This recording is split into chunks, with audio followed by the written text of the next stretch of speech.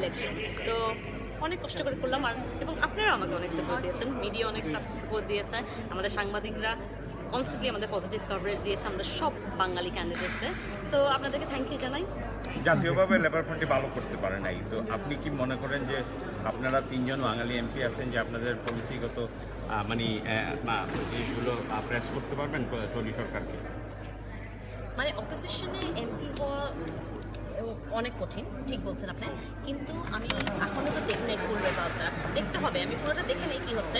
কিছু কিন্তু আমরা ভালোই গেইন করেছি, আমরা কিন্তু ইলফেটে গেইন করেছি আর ইলিংয়ে গেইন করেছি। এটা কিন্তু কনজারভেটিভের 2জন সিট ছিল লন্ডনের, তাও আমরা জিতেছি ওই 2টা সিট। এই জন্য আমার মনে হয় শেষমেশ রেজাল্টটা দেখে তারপরে আমি মতামত দিতে পারবো, কিন্তু দেখতে হবে কী করা যায়। কিন্তু আমার মনে হয় নিজের এলাকায় তাও কাজ করা যায়, যদি সরকারের লেবার না হয় নিজের এলাকায় অনেক কাজ করা যায়, মানুষের সাহায্য করা যায়। বাংলাদেশের 16 কোটি মানুষের জন্য কি বিশ্ব বাঙালিরা সবাই আপনার দিকে তাকিয়ে আসছে যে এই রেজাল্টের জন্য তাদের প্রতি আপনার মেসেজটা কি থাকবে? শুনেন, মানুষ তো মানুষই, আপনি ইন্ডিয়ান বলেন, পাকিস্তানি বলেন, জুইশ বলেন, বাঙালি, মানুষকে সাহায্য করা হলে গিয়ে মানুষকে সাহায্য করা, এদিক দিয়েই আপনি দেখেন। তাই আমি বাঙালিদের সাহায্য করবো, অন্য সবাইকেই সাহায্য করবো, কিন্তু এখন তো সকাল 5টা, তাই আপনাদের সাথে আমি যখন নেক্সট প্রেস কনফারেন্স করবো আরো অনেক বুদ্ধি দিব। থ্যাংক ইউ, ধন্যবাদ। Thank you, congratulations.